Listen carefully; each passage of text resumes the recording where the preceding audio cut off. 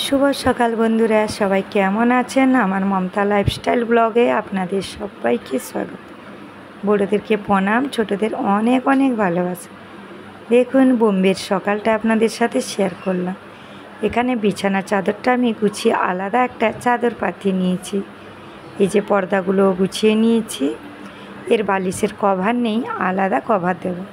আর এখানে দেখুন নাস্তা, মেয়ে নিয়ে এসছে সিঙ্গাড়া আর বড়া পাও, মানে বোম্বেতে বড়া পাও বলে। তো দেখুন এখানে চলে এসেছি ঘর মুছতে। ঘরটা মুছে নিচ্ছি, বেডরুম মুছে নিয়েছি আর হল ঘরটাও মুছে নিচ্ছি। চলে এসেছি চা করতে। দেখুন পিউ নাস্তা হয়ে গেছে, মেজো মেয়েও নাস্তা করে নিয়েছে। আর কি রান্না করব, এই যে মাছ, চিংড়ি মাছটা খোসা ছাড়ানো। দেখুন চিংড়ি মাছের কত সুন্দর খোসা ছাড়ানো। আর এই মাছটা আছে, অনেক রকমের মাছ আছে, তো লাউ ডাঁটা দিয়ে এই মাছটাকে রান্না করব। আর চিংড়ি মাছটা দেখুন একদম খোসা ছাড়ানো, দেখেছেন কত সুন্দর। একটু চা খেয়ে নিই, চা খেয়ে কাজে লেগে যাব। আর এখানে সবকটা বাসন গুছোবো। বাইরে ওইটা দেখেছেন, আজকে জল আসেনি আমাদের, আজকে তো জল আসেনি। তো চলুন রান্না করার আগে একটু চাটা খেয়ে নিই। ঘরটর মুছা হয়ে গেছে, কাপড় ধোয়া হয়ে গেছে, এরপরে স্নান টান করবো, তারপরে এই যে রান্না বসাবো। আর কটা বোতলগুলো সাফা করলাম, এখানে দুটো বোতল থেকে গেছে, এগুলোকে আরও সাফা করব। দেখছি একটা পড়ে আছে, ধুবো। সঙ্গে থাকুন। দেখুন আমি চলে এসেছি, সব কাজ সেরে পুজো দিচ্ছি। আপনারা একটু দর্শন করে নিন। বিশ্বকর্মা পুজো আমাদের আজকে এখানে, গণেশ পুজোর বিসর্জন।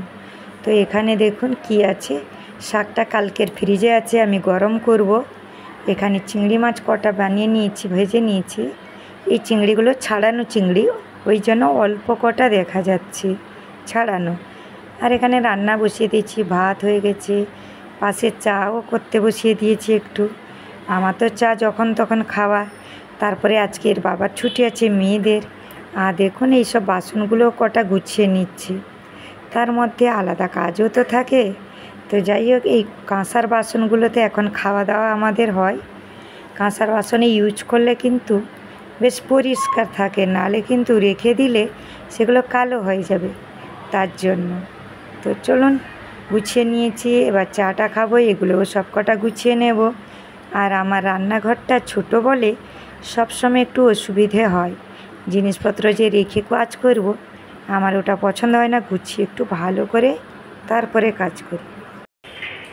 দেখুন সন্ধ্যার সময় বেরিয়ে পড়লাম, মেয়ে সন্ধ্যা দিয়ে দিয়েছে। আর আজকে তো বিসর্জন, গণেশ ঠাকুরের বিসর্জন, তার সাথে সাথে বিশ্বকর্মা পুজোর। তো যাই হোক, সবাইকে জানাই বিশ্বকর্মা পুজোর অনেক অনেক শুভেচ্ছা। আর গণেশ পুজো আজকে তো আমাদের বোম্বেতে গণেশ ঠাকুর এখানে বিসর্জন হচ্ছে। আজকে 11 দিন হয়ে গেল, তো আজকে ঠাকুর চলে যাবে। যাই হোক, একটু সন্ধ্যার সময় আমরা বেরোলাম, পিউ যাবে না বলছিল। তো দেখুন শাড়ি পরে বেরিয়ে পড়েছি। এখানে আওয়াজ আসছে বলে আমি একদম ভিডিও করতে পারছি না, অনেক গানের আওয়াজ আসছে। চলুন দেখা যাচ্ছে নিচে। এই যে পিউও রেডি হয়ে গেছে। দেখুন গণেশ ঠাকুর এখানে পুরো একদম প্যান্ডেলের সব কিছু খালি করে দিয়েছেন, চলে যাবে। তো এইখানে 2 নম্বরের গণেশ, এখানেও পুরো খালি করে দিয়েছে। দেখুন শুধু স্টেজ আছে, বাকিটা খালি। তো কত বড় গণেশ বোঝা যাচ্ছে না মোবাইলে। দেখুন পায়ের কাছে মানুষ দাঁড়িয়েছে, রাস্তায় কত সুন্দর বাজি ফোটানো, কত লোক দেখতে পাচ্ছেন তো। এই দেখুন গণেশ ঠাকুর যাচ্ছে বলে কথা। বিশ্বকর্মা পুজো তো এখানে অবাঙালিরা করে না, কিন্তু আজকে আমাদেরও শোনার কাজ না যে বিশ্বকর্মা পুজো হয়েছে। আমি সিম্পল ঘরে পুজো দিয়েছিলাম। এইগুলো কী লাইন লেগেছে বলুন তো, আমাদের পিউ এটা ভিডিও করেছে।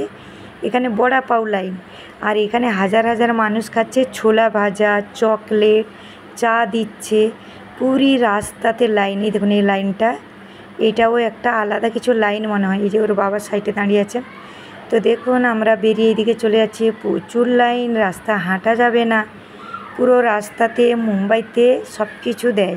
এখানে আর একটা গণেশের কাছে চলে এসেছি। দেখুন এই গণেশটাকে দেখে মনে হচ্ছিল কান্না করছে, এতটাই মুখ শুকিয়ে গেছিলো। আর এইখানে দেখুন রাস্তা সারা জল দিচ্ছে, শরবত, মানে কিছু বলাই যাবে না, এত পরিমাণে দান করে। বিস্কিট, চকলেট, প্রচুর প্রচুর একদম। তো দেখুন আবার একটা লাইন, আমি সাইড দিয়ে আপনাদেরকে একটু দেখে দিচ্ছি। এটা কাসুন্দি দিচ্ছিল। এটা কেন দেখেছি, এইটা আমরা লাইনে দাঁড়িয়েছিলাম, কারণ ওখানে বাঙালি যাদের, ওদের আমরা চিনি, তো তাই ভেবে ওরা বললেন যে একটু আসন লাইনে, কোনো অসুবিধা নেই।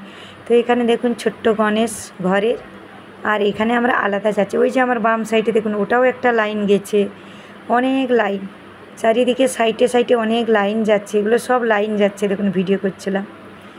অনেক কিছু দান করে। এখানে গণেশ একটা দেখুন, এই যে।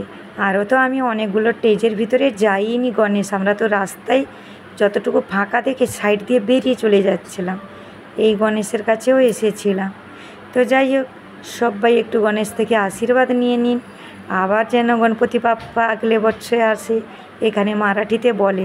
আর এখানে একটা নদী আছে, বড় নদী, এখানে ঠাকুর বিসর্জন হয়। এই যে ওই সাইডে দেখাচ্ছি, যত ঘরের গণেশ পুজো বাকি থেকে গেছে, ওরা কিন্তু এখানে নিয়ে এসে আরতি করে বিসর্জন দেবে। এই দেখুন সব স্টেজ বানানো আছে, পুলিশ, অনেক পুলিশ। এখানে কিন্তু অনেকটা দূর থেকে আমি ভিডিও করেছি, তাই বোঝা যাচ্ছে না। আর হাজার হাজার মানুষের ভিড়। আমরাও যে কিভাবে এইখান থেকে পার করেছি, কিন্তু সাইডে পিছনে দেখুন জায়গা আছে। এই দেখুন, আমি একটু ক্যামেরা করলাম। এখানে অনেক দূর থেকে সবাই এসছেন, কত সুন্দর ভাষণ দিচ্ছেন, অনেক বড় বড় লোকরা এসেছেন। আর এই যে দেখতে পাচ্ছেন, এতেই কিন্তু বড় বড় গণেশ নিয়ে বিসর্জন দেওয়ার জন্য, মানে নদীতে। তো সেই সময় আমি একটু করলাম, অনেকটা দূর থেকে আমি ক্যামেরা জুম করে আপনাদেরকে শেয়ার করছিলাম। মানে এখানে গণেশটা তোলা হয়ে গেছে। আর ওর বাবা বলছিলেন অনেক রাত করে আসা দরকার ছিল। এখানে বড় বড় গণেশ কিন্তু অনেক রাত্রে, আমরা তো 9টার সময় এলাম, তার আগে কিন্তু আসে না এত বড় বড় গণেশ, সব কিন্তু স্টেজে। তো দেখুন এখনও সব গণেশ ঠাকুর আছেন। এইসব গণেশ বেরোয়নি। এই গণেশটা আমাদের ঘরের পাশে, মানে আমাদের ফ্ল্যাটের পাশে। তো এই গণেশটা দেখুন, এখানে নাচ হচ্ছে, এখনও আরতি হচ্ছে, আরতি হচ্ছে, নাচ করছে। এই যে গণেশ একদম আমাদের ফ্ল্যাটের সামনে।